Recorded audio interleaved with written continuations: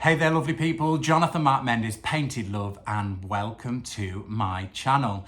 So today in my studio, it's a super exciting day for me. I'm going to be working with a paint product that I have admired from afar for such a long time and never had the chance to use it. It's a clay-based paint product, and if that's one clue, and this camera angle is another clue, whose paint am I going to be using? Yep, you're right.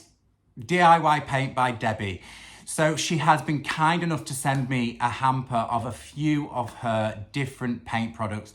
She has sent me the original DIY paint, the clay-based paint, and her one-step paint, which is the Cottage Colours by Jamie Ray Vintage.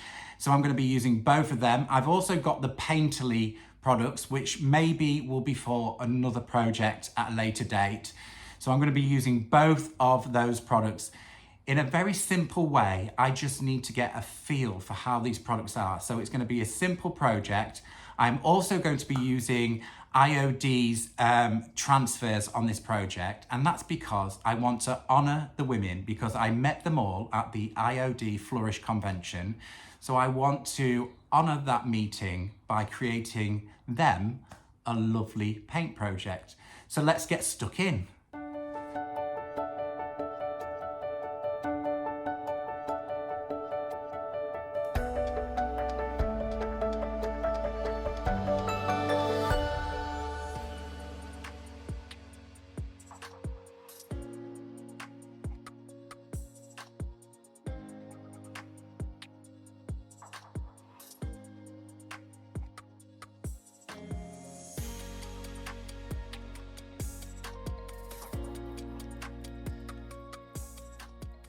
So I want to take you through some of my thought process on this piece of furniture and how I'm going to use some of Debbie's products on this piece.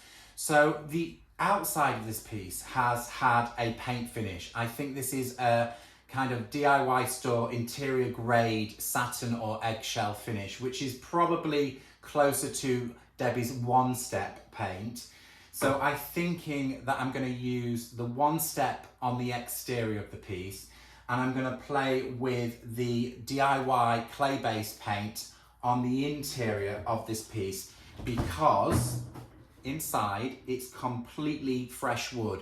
It smells almost brand new, and I thought it would be really good to try out Debbie's paint on the naked wood, and on the exterior where we already have a paint finish, I'm going to use the one step. So Debbie has kindly sent me brushes, which I can honestly say, this is like makeup quality grade. It is so soft, these brushes. So I'm wondering how lovely these will work with her paint. I'm sure they're going to be fabulous. And I have got the Painterly. This is a new product by Debbie, the Painterly products, which I won't be using on this piece. Like I said, I want to keep it simple. These are just going to be flat finishes. So for the exterior, what I'm going to do is I'm going to lightly prep by giving it a light key sand, just so we've got a little bit more adhesion over this finish. And there are one or two trickles from the previous painter.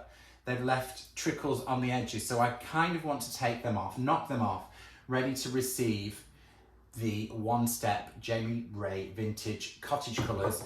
And I think what I'm going to do is, one thing that I really want to do is mix colours. So I'm going to probably mix a colour inside out of the other colours. So I'm going to make my very own custom colour for the inside and give it one flat coat. Well, at least that's where I think that I'm going. So let's do a bit of prep work.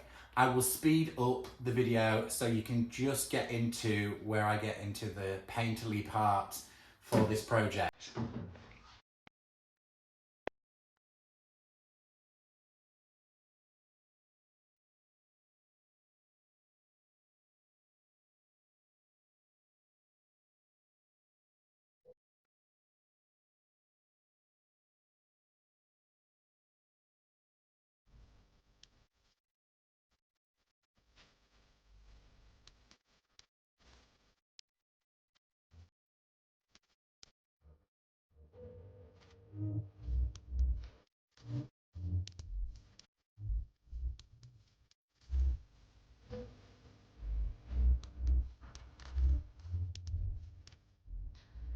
Okay, so I'm going to start by just prepping my brush. It's a brand new brush, so I just want to make sure there's no strays. There may be one or two with it being a new brush, which I have to scoop up as I go through the process. The colour that I've decided to go for is Provincial. Let me just check that. Provincial, which is a kind of really beautiful neutral shade. This is the One Step, the Cottage Colours by Jamie Ray Vintage. And I'm going to apply a thin coat. I'm not expecting full coverage on this first pass on this white colour because the two colours are very contrasty anyway. So I will just get a thin coat on and then worry about building up the depth of colour on the second coat. What I've also done is taken a wooden stir stick just to make sure that the paint is well mixed. If you can hear bagpipes in the background, I'm not sure whether you can. It's unusual, we're not in Scotland, but there's bagpipes playing somewhere. Was a little bit of a surprise. Right, so let's load the brush. I'm going to make a real hot mess here, I'm sure. Oh, the bagpipes have stopped. I hope that you could hear them. Right, I'm going to chuck that on the floor out of the way. Okay. Yes, as I expected, it's kind of a little bit translucent on this first pass, but that is quite normal for this kind of grade of paint anyway. Oh, the brush is lovely. So thin coats, much better than one thick, heavy coat to get coverage. Think of this as your primer coat. Lovely.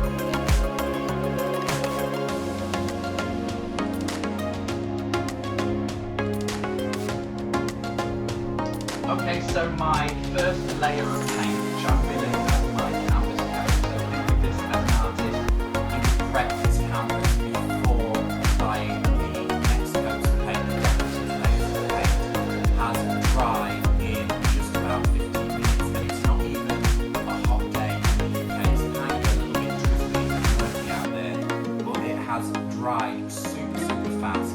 And I'm sure you're all thinking, well, the coverage is not very good. I think this will probably take 2 coats of paint to get full coverage. One thing that I have flagged up, which I am super impressed, so if you're painting a flat finish for a piece of furniture, then you really want durability. If it's textural and kind of a little bit arty, then that doesn't matter too much. But one of the tests that I've already done, remember, 15 minutes, this is over a previous painted piece of furniture, which I'm not sure what that paint is. It feels like an eggshell, so quite a slippy surface to apply this paint to. And I've done a scratch test, and I think, wow, 15 minutes, watch this.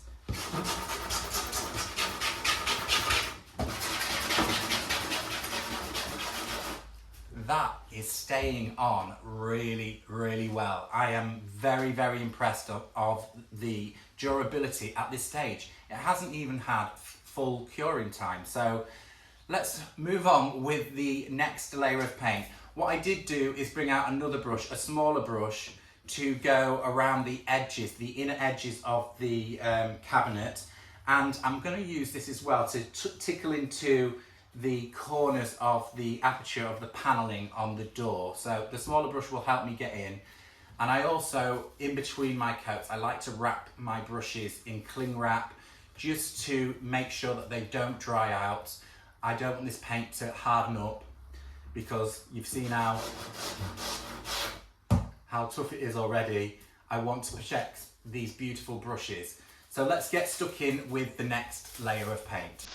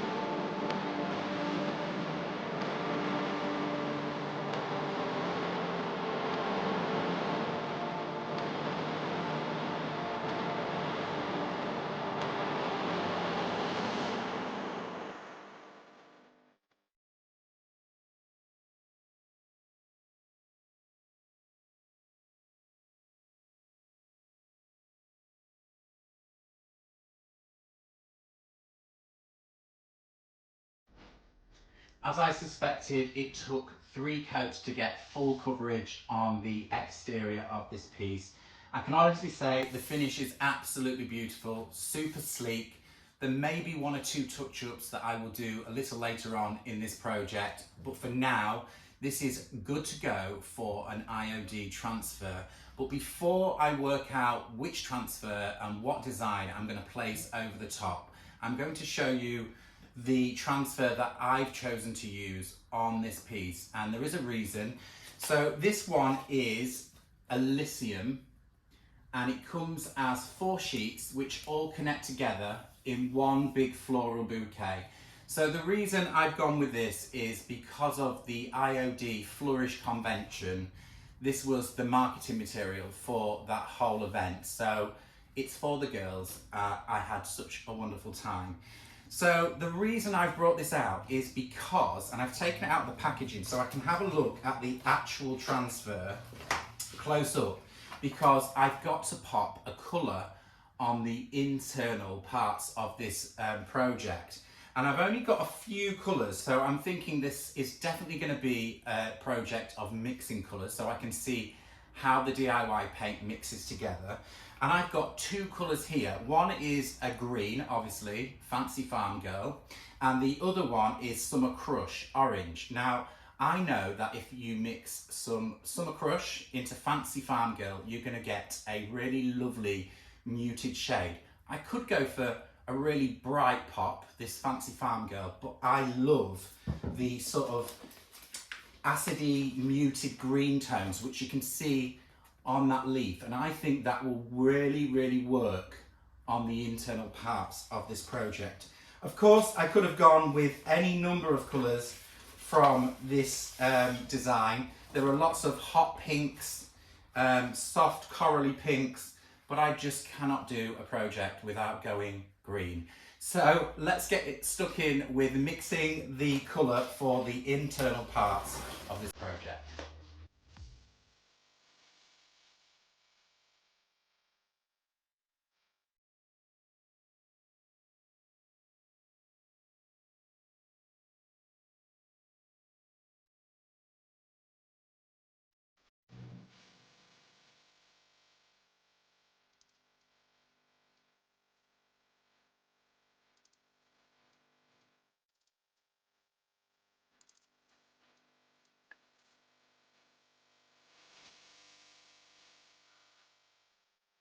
So I've tested a little area on the inside, bearing in mind that this is natural timber and the coverage has been absolutely fabulous. I probably mixed too much paint, and the reason I did that is because I didn't know how well this would go onto the surface and I didn't want to run out.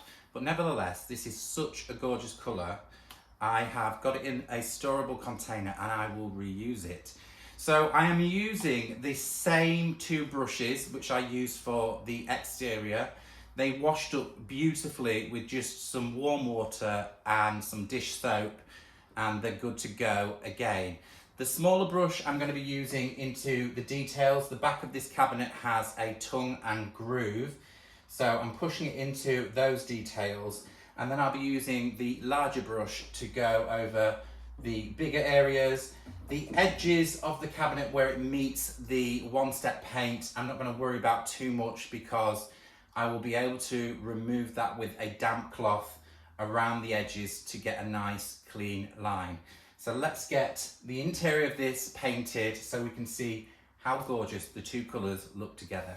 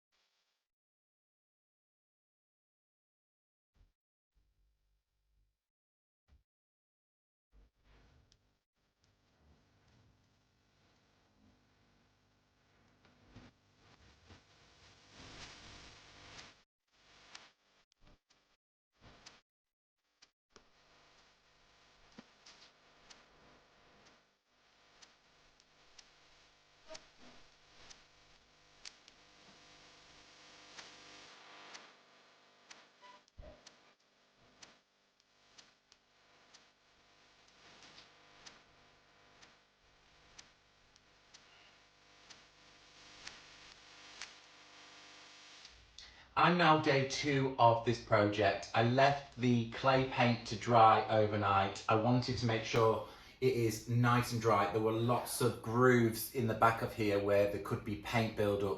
So I know that this is ready for its wax coat. One thing that I notice with clay-based paint, it actually dries a lot lighter, and I'm hoping that the colour becomes more vibrant when I go in with the DIY wax. I think it will. So let's get a coat on. I'm using an old chip brush with natural hairs just to get into all of the details.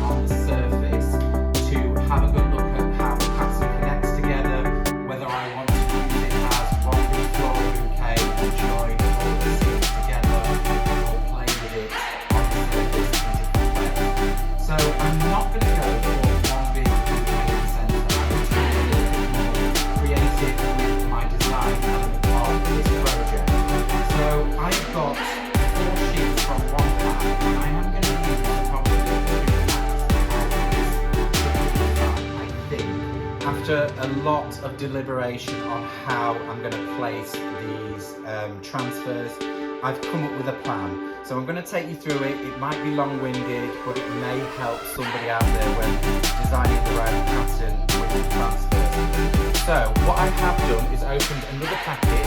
I've got 2 extra sheets here from another packet of the same transfer. I'm going to put them out the way for a moment and talk about why I've gone with this design and where. So this half of this bouquet, I figure, is the most boldest. It's got the biggest flower in the middle, so I wanted to kind of centre that all. And so that's where that's going, dead centre. And then obviously I've had to pull in the other half, which is the opposite way round, and I'm planning to overhang over that design. And I have to work out which order these go down. So whether it overhangs this way or it overhangs that way. It's just a matter of working out which flower sits over which. You could take individual elements out and then put them back over the top, so you've got both ways. Some goes underneath, some goes over top. The other thing that I've been thinking about is where this connects into the next sheet, which I've pulled out of the second pack. It's got a wiggly line which will connect the 2 transfers together. I'm going to overlap and wrap round by about a centimetre, maybe a centimetre and a half. So once it goes on, it wraps around. It's an easier connection on the side panels, which if I bring them back, this one is the connection to, so as you can see, these 2 connect together. So that is going to go on the side. What I have done, once I've worked out my design, I have numbered on the carrying sheet. So this is 1, that's 2, 3, 4. We have 5 that's going to go there, and 6 which will sit on the other side. So I know that these 2 side panels can be done after, because it'll be a clean connection on the side. So those 2 are going to take them out the way, just so it doesn't confuse my matters when I'm applying these. And then it's again working out which one sits over the other. So I'm thinking that here we've got two elements that are very similar. I think I might take one out, cut one of those elements out, and we can use that piece maybe hanging down somewhere else. Or maybe that piece, it's a little bit more, no, we'll maybe go with that. We can hang it down somewhere on the bottom, so we have one or two little pieces that come hanging down a little bit further. So that comes out. Number one will go on later. Number two, three will go over the top of that. Four, now we have to work out which way around we want these and what elements have we got. So we've got a few, in here we've got a few greenery bits which are quite fine in texture. So I'm thinking, and there's bulkier green here. So I'm thinking that once that one goes on, this one should go over the top of that. Yes, it works because that's quite solid and that's fine. So that's good. At the moment, we've got 1, 2, 3, 4, 5, all laying over one another. So I know that I can go across the piece one by one, laying this out. The first thing that I'm going to do is on the grid pattern, these all line up to one another. So take them away again. I know that these two line up, and it's got a wiggly edge where it connects at the top. And I can see I want a nice clean edge underneath this lip. So I don't want a wiggly edge showing here.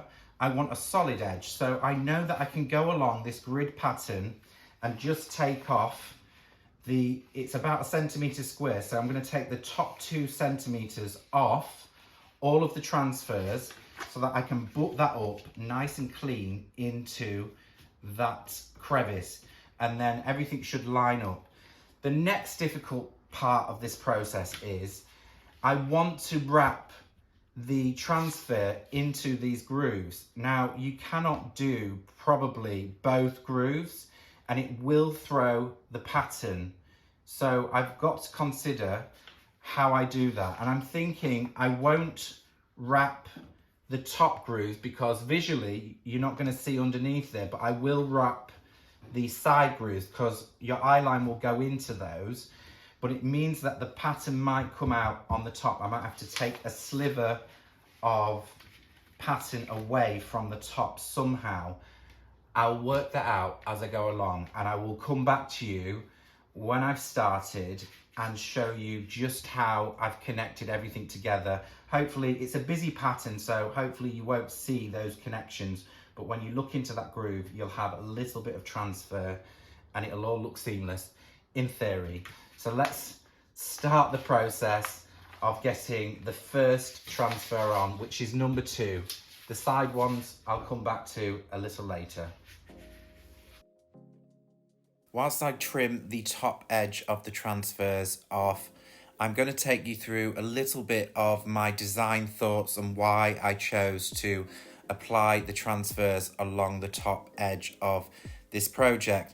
Of course, there are so many different ways you could place your transfers on your piece of furniture. I had thought that I would just apply these into the center panels of each cupboard door, and I thought that was a little bit too obvious. So I took inspiration from a recent visit to London where I went round Sloane Square, and many of the shops around there have all of these gorgeous floral bouquets hanging at the top of their shop fronts. And I just thought it was a really lovely way to embellish my piece of furniture, kind of imitating the flowers hanging upside down from the top of the piece of furniture. So let's take a little look at how I applied my transfer. The first thing that I did with this project was free up a small section so that hinge could come through the transfer. You can go over a hinge with a transfer, but I find that with the opening and shutting of the doors, it can buckle a little bit in that area. So I've made it nice and clean over the hinge. And the other thing that you can see me doing here is I'm freeing up a cut line through that top panel. So that means that I can apply the transfer with ease around the higher ground of the panel work on the cupboard door. And also, a quick note, you can see I've removed the backing and pushed it into that panel work just so I can work the top surface and wrap around the side freely without the transfer sticking to the internal part of the project, because I have to push the side of the transfer into that small lip to go down the side of the lip and across the center of the panel, if that makes sense. So here you can go, you can see just here now, I'm pushing into that lip nice and tight, and then I'll free up the backing sheet, which allows me then to rub on the transfer into that center panel.